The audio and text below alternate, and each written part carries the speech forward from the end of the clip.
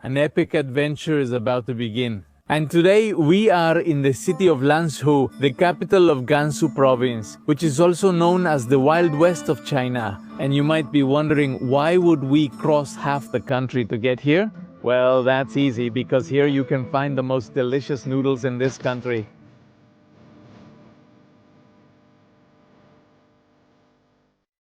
Alright, welcome to Gansu province. Right now we're in the city center. And I understand that the city is divided into two parts, the north side and the south side, since it's split by the Yellow River. But first we need to check in at this hotel, which looks more like a luxury resort than a regular hotel. Well, I don't know what kind of hotel this is going to be, but it feels like we're entering a university campus. I booked it because it was downtown and the photos looked nice. And the thing is, in this city, hotels are really cheap.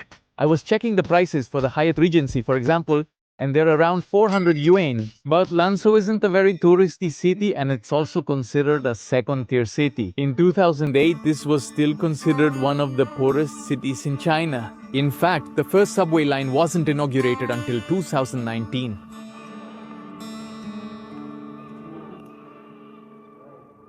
Well, I've already checked in and apparently my room is in the building across the street. In that red one you can see right behind the statue. The building is beautiful. Just look at the detailed carved stone and the spectacular mural. This mural is amazing because it's a representation not only of the city of Lanzhou but also of Gansu province. For example, up there is one of the most famous monuments in this country, which are the Mogao Caves. Over here is the Zhongshan Bridge, which is the first bridge in the history of this country to cross the Yellow River.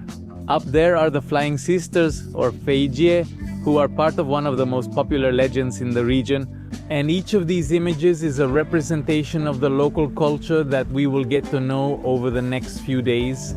And this city is just the beginning of what will be a whole week in Gansu province, exploring the most interesting but lesser known places in this part of China. Let's check out the room. Well, it's not as luxurious as the hotel might suggest, but it's actually pretty good. And with a decent view. We have trees, but anyway, let's go explore the city since we only have half a day in this place. Our mission is to visit the river, get on a raft that's made with sheepskin, and then eat the delicious and famous local noodles. Apparently the subway is close to us from here. Here's the station, but first I wanted a snack. Is this it? Tang Dao Lizi? Oh no, this... How do you say it? 10 yuan? Okay, I'm going to pay 10 yuan. It seems like they keep them like this here. What is this? Got your pen? Yes, it's here. Okay, it's very small, huh? Yes, it's very practical. I think it's very good. It's a Chinese brand. It's quite convenient. Now I can record. Bye. Obviously, the best thing would be to get around on an electric scooter in this kind of city. That's always the most convenient way, but we don't have one, and I don't know if we can rent one. Also, I didn't expect it to be this cold. It's around 2 or 3 degrees now with a low of -6 expected, so it's not possible. This city is a cultural melting pot with a mix of many ethnic minorities, but among them, the predominant one is the Hui minority. And that's why most of the food is halal. Let's see, let's find out what happens, what we're going to find, what we're going to see. Here the fuel system is different because these engines are not designed for rough terrain and they're not that efficient. So mainly oil is used and there aren't many alternatives for now.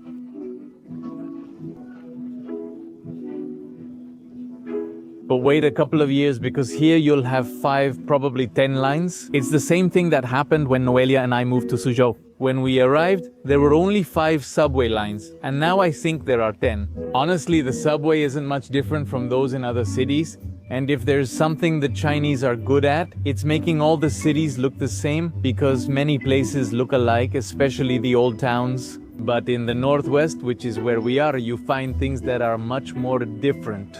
This area was part of the Silk Road, where merchants traveled and left traces of their culture. When you see a subway, you might think it's something pretty normal and that many cities in this country have one. But the truth is that when the idea of building a subway here was proposed, many people thought it was crazy. And that's because this is a very long and narrow city which is pretty boxed in between the mountains, so building a subway was not easy at all, mainly due to the geography and soil type. However, in 2019 this line was inaugurated, which is line 1, and in 2023 line 2 was inaugurated. It looks like from here we'll still have to take a bicycle because we're 25 minutes away on foot. The sun is about to set since it's 4:20, and here the sun sets at 6 during the winter. Conveniently, they're right here, and the good thing is they're electric bikes. According to this, you can just bring your phone close and rent it. Don't just take my word for it. Yes, it worked. We already have a bike, and these bicycles are interesting because due to the cold, they come with insulated gloves to keep your hands warm and prevent accidents. It wouldn't start until I put on the helmet, so I wondered why it wasn't moving. Well, it was because this is a responsible bike. Why not? Isn't this really helpful? My hand feels like it's freezing. I must look ridiculous. I can't tighten this helmet and it's blocking my view. I need to stand up. I can't see anything. I think I went too far since I couldn't see the map and went a bit ahead, but it was a minor mistake. I just arrived at a park with many people dancing and want to get out to see what's happening. They have a whole festive atmosphere by the riverbank. Look at the number of elderly people here dancing. I'm telling you, it doesn't matter where you go. The elderly people in this country have more of a social life than a 20-year-old in Shanghai. What we're seeing is a very popular cultural phenomenon in this country. These are elderly people who often come to dance with their partner, but many times they come to look for a partner. And at that age, there are people who may have gotten divorced, who became widowed, or who simply never found the ideal partner. And so this is a way for them to socialize. And I learned this from a series that I used a lot to learn Chinese, called Wodekian Banzeng, in which the main character had a divorced mother. She used to go to the park a lot and would go dancing in her best clothes because she was always looking for the ideal man. Besides dancing, they do other activities too. For example, some play cards, and this large park even has ping pong tables for matches. And like I said, they're all elderly people, but you wouldn't notice. It's impressive how skilled they are. We're finally arriving at my original destination, a statue called Huanghe Muqin, meaning Mother of the Yellow River in Spanish. Although it's small, it carries strong symbolism for locals, as the Yellow River is seen as the cradle of Chinese civilization. This country has two rivers, the Yangtze, Changjiang, and Huanghe, Yellow River, that have nourished the land for centuries. Which one are we at now? And to represent this relationship between the people and the river, they created this beautiful sculpture. It depicts a mother symbolizing the Yellow River and a child representing the Chinese people. As with most things in tourism, when you read about the statue, you expect it to be huge and impressive when you arrive. But no, many times things are quite different in real life, which doesn't take away its symbolism or the fact that it's in a beautiful place. Because right behind the statue is the Yellow River. And I don't think it's necessary to explain why it's called that, since it's pretty obvious because of its color. What I can explain to you is why it has that color. And that's because right before reaching this city, the Yellow River passes through an area full of sediments that give it its characteristic color. And they say it's a spectacle to see the part where it reaches the sea, since the yellow merges with the blue of the sea and it looks impressive. I imagine that in the summer this area must be packed, especially since some well-known small boats made of sheepskin set sail from here. I don't know how they make them. It's like the skin is just inflated and floating, but apparently no one is in the booth.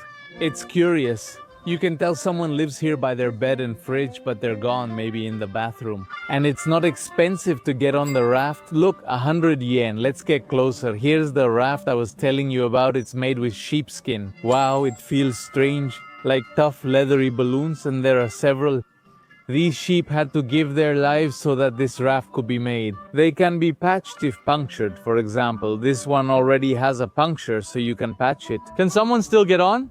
Yes. One person can for 100 yuan. How long is the ride? 20 minutes. Okay. Are you a foreign student? No, I work in Shenzhen and wanted to see this. Is it made of sheepskin? How do you get on? Is it safe? Yes, it's safe. I think so.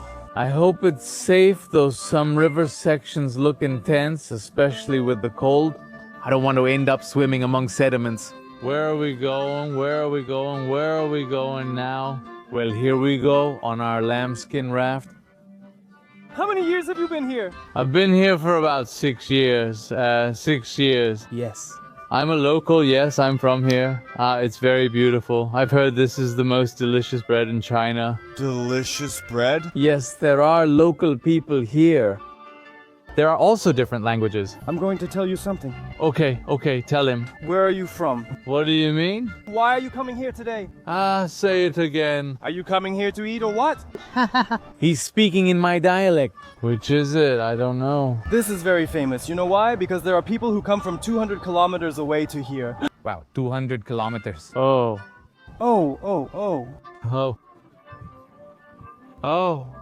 My name is Jesus, I'm Muslim. But you're not wearing the cap. Because I'm working. The bread is delicious. I'm Jesus and I'm Muslim. Bread, don't you eat chicken? Yes, it's delicious. Here the river has gotten a little rougher. I won't lie, I'm starting to get worried, but he insists there's no problem and says he's an expert who did everything right. The sheepskin protects us, and if I fall, he'll easily get me out. It's fine. I had heard that Lanzhou was very different, right? Oh yeah, what has changed? Lanzhou is the first place it was made in China. Here we have a plant called 504, which is an agricultural plant. This is Zhongshan, right? Yes, it's Zhongshan. We arrived at the bank of the Yellow River to see the first bridge that crossed the Yellow River. In the history of this country, right here before us is Zhongshan, which, according to what our guide and captain tells me, was built by a German. This bridge often flooded in its early days because the river was unpredictable. But later, they built a dam that greatly improved the quality of life for the local people, because then they no longer lived in fear of when the Huanghe River would overflow and the city no longer flooded. In a while, we will cross that bridge and walk around the city, which, as you can see, is already the most developed part here. And my buddy also gave us some great recommendations on where to eat and all that. Well, every time I see the sun cross the river during the day, and every time I see that girl, she always looks toward the horizon. Are we back already? No idea. Inigo sujet. Thank you very much. You probably remember that I told you this city is split in two and it's the river that divides them. Well, besides the bridges, they also have a cable car, but I think this cable car takes you to the top of a tourist area where there's a very famous pagoda, which I don't think we'll visit today. In the meantime, I'll keep walking along the river banks. Look, the color of the sand is almost red. Actually, I don't know if the name Yellow River really fits. To me, it looks more like a brown river. What's this? Is it for feeding pigeons? They don't peck at people, right? I'm a bit nervous. Pigeons? Yes. How much is this? 5 yuan? Okay, thank you. Put it in. There are a lot of seeds here. Here are 10 yuan. There are a lot of seeds, 10 yuan. Alright, it's not so cold now. There are quite a lot of people. It's fine. Thank you. He sold me seeds to feed the pigeons, but I don't see any pigeons. My hands are so cold that I can't even open the seeds. Come on, come say hi. These are the only pigeons I've ever met that don't want to eat. They sold me the seeds, but the pigeons are ignoring me.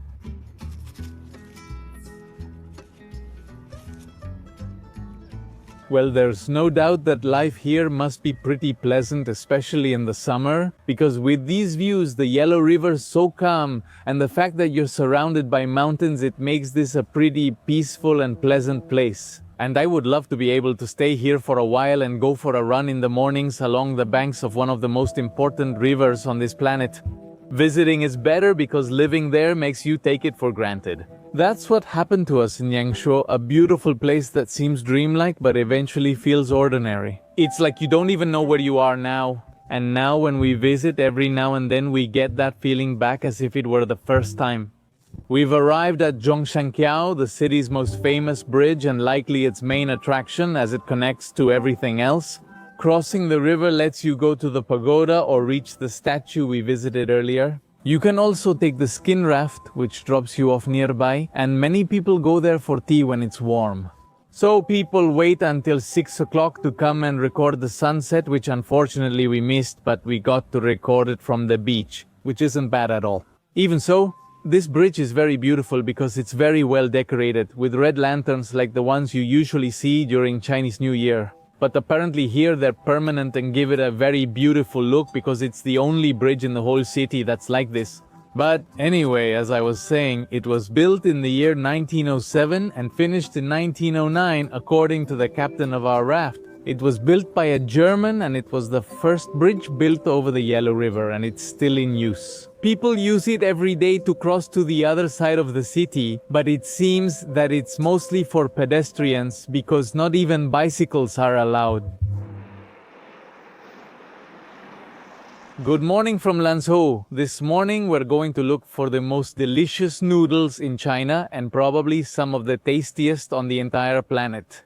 And that's why we came to the city center. Because I found some recommendations on a platform called Xiaohongshu which say that there's a really good Lanzhou noodle restaurant here. It's right on the corner, but you may wonder why we're not heading straight to the restaurant. Well, that's because there's a market right across the street, and I want to see if they have more local stalls instead of chain stores. And I also want to ask people where the best noodles are, because usually the locals know more than the visitors. So let's do that. Welcome to 5 Spring Street. This is a street that was originally 200 meters long and wasn't that famous. But in recent years it has become a tremendously commercial street where people come to buy everything from fruit, sunglasses, clothes and gloves to delicious food. And look, I wish we had come here yesterday because I needed some gloves. What? Gloves? How much? 10? Wow, very good. It's very warm, very warm. Okay, then I want a glove. There's no doubt that China can be one of the cheapest countries in the world or one of the most expensive, depending on how you experience it. I just got myself some pretty good gloves, much warmer than the ones I bought yesterday at Uniqlo, but these cost me 10 yuan, while the ones from Uniqlo cost me 120. But the same thing happens with food, house rentals, and cars. Here, you can find everything. This really reminds me of where we lived in Yangshuo, where they sold vegetables like this. They put them out on the street and people come and take them. But something that will never stop surprising me is how, even at vegetable stands like these, people pay with QR codes and even with near-field communication. You arrive, hold your phone near, and the payment option appears. And what is this? Can I try it?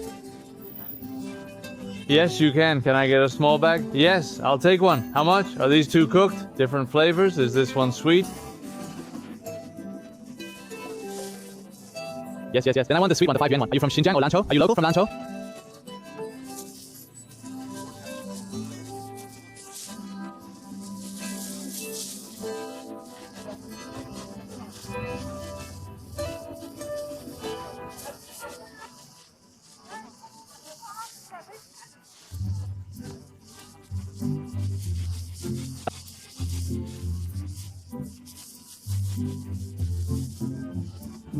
What day is it today?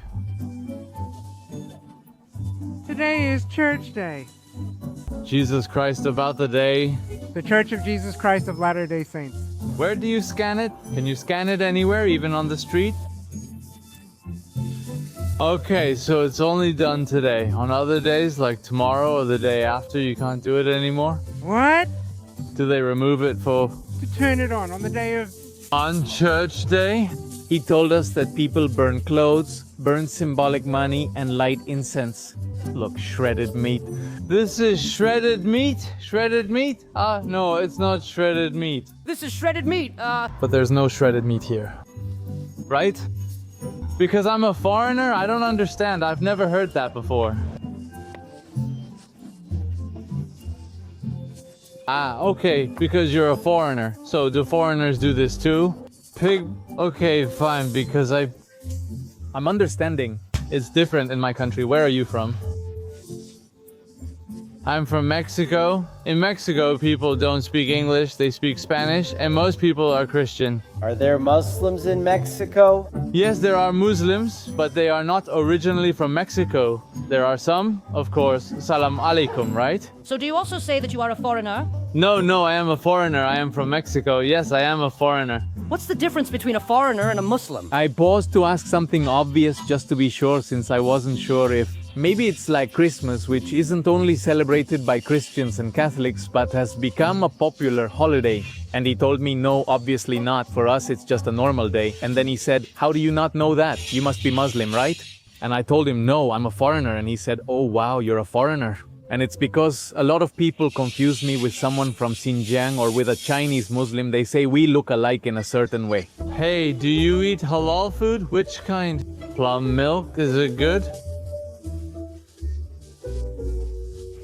It's good. So you don't add anything else? No bread? Yes. Is it good?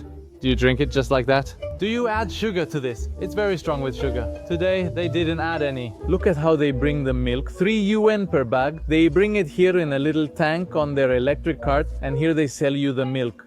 That's true. In my country, it's not sold like this. I've never seen it before. I find it very interesting. It's electric, right? Yes, it's electric. Very nice. I just realized that right behind the market, the train passes by, and I thought it was a nice place to tell you the story of noodles. And even today, the popular myth is that Marco Polo discovered noodles during his travels in China, and eventually he brought them to Europe, which made them popular and turned them into Italy's main dish. And many people believe that because of this, noodles became popular in the rest of the world. However, the real story is quite different. It turns out that the first archaeological remains of what we now know as noodles were found 4,000 years ago in Qinghai province, which is just 2 hours from this place. And although those noodles weren't exactly like the ones we know today, the principle was the same, since they were very thin strips of millet flour, boiled in water and then preserved in pots that culture used to store food. But if the first archaeological remains were found in Qinghai province, why did we come to Lanzhou? Well, it turns out that the second oldest archaeological remains were found right here in the city of Lanzhou, and although they were still noodles, they were quite different since the locals decided to mix the dough with a herb endemic to the region known as peng hui. This herb was usually burned until it turned to ashes, and then those ashes were mixed with water and left to dry until the remains became as hard as a rock. Once that happened, the rock was ground again and added to the dough, which gave the noodles a unique flavor and impressive elasticity. And that's precisely the main characteristic of the local noodles, since in Mandarin Chinese they're known as la mian, where la means to pull or stretch and mian means noodles. The next archaeological remains that were found date back to 200 years before Christ, and they were found in what is now considered simple local noodles. The only thing they did was cut the traditional dough, like the one used for bread, and boil it in small portions so the noodles weren't very long. And that gave rise to a dish that is still around today, known as mian tang, which translates to bread soup in Spanish. And back then, noodles were extremely important for the Chinese Empire, since they were the official food of the imperial army. Noodles are magical because they've been enjoyed by both royalty and common people alike, not distinguishing between rich and humble. But, and this is a big but, the fact that the oldest remains of what we now know as noodles were found here doesn't mean that the Chinese invented the pasta that's eaten in Italy today.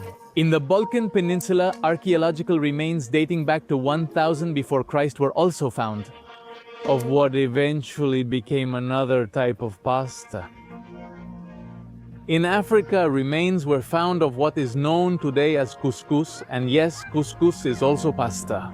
Therefore, it cannot be said that there is a nation, a culture, or a person who officially invented noodles or pasta, since it had an independent origin in different parts of the world and at different times. What can be done is to trace how different types of pasta spread across different regions.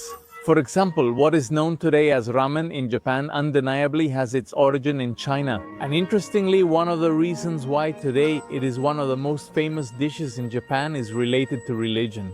And according to legend, there was a Buddhist monk who received a message from Buddha himself in which he was asked to travel to China. While he was there, he spent a lot of time teaching Sanskrit to the local monks, but also learning.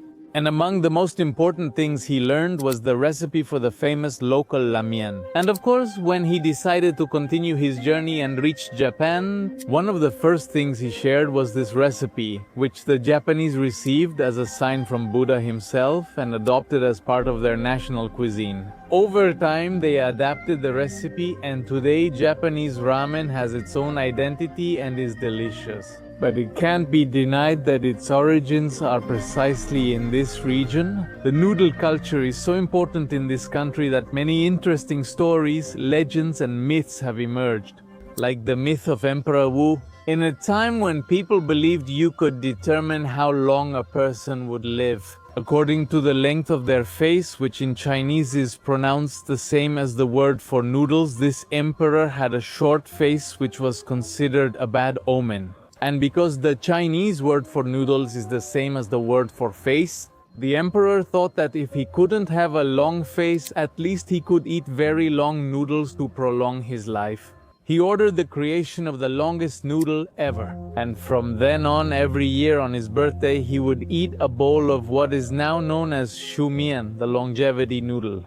And according to the legend, this emperor was in power for more than 50 years, so the story became very popular. And since then, and up to this day, many people in China eat a bowl of shumian on their birthday. Here, in just a few seconds, they clean your sneakers for you. I don't know how, they don't leave them wet, and there's even a line. Hello, I want to ask you a question. I want to know, where is the most delicious Lanzhou? Over there? Where is the most delicious Lanzhou? Jinkiang's Noodles. The most delicious ones. They're just up ahead. Do they also call them Lanzhou noodles here? Here we just call them beef noodles. Is that even allowed? Yes, of course. Is it because of the Hui Chinese? The ones who cook are Hui, but most of us who eat there are Han. 90%. Are you Han ethnicity? Yes, I'm Han. What else do you recommend eating in Lanzhou? Beef noodles, lamb to eat with your hands. Everything is really good. Lamb to eat with your hands? I have to try it. There's a good place for that right across the street. Good, nice, and cheap. Half a kilo costs 46 yuan. Then I'll take your recommendation. Thank you. Let's go this way. Let's go. The recommendation is the best. That's all there is, right? My clients used to be Christians. They would come and then leave. 48 yuan, 48. 48 yuan is very good. It's more for eating in the morning or... 48 yuan per kilo. That's very little. That's very little. Can I eat here or... I'll heat it up for you a bit in the microwave. Just a moment, okay?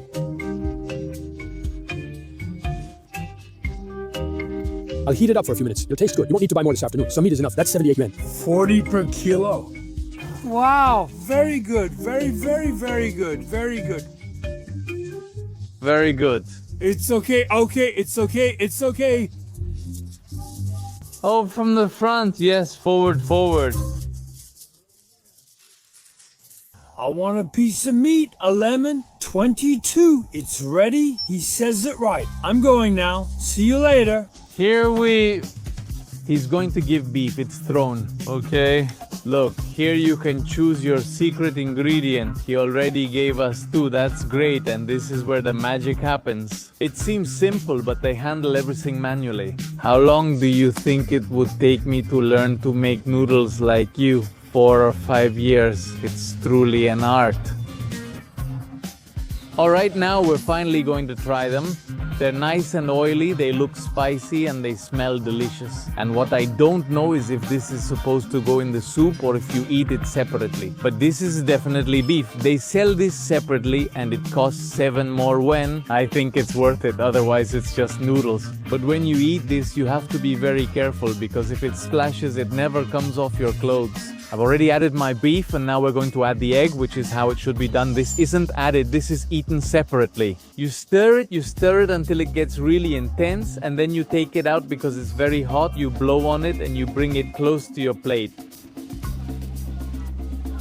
It's already made me sweat a lot. Just imagine, it's totally worth crossing the country to eat this food.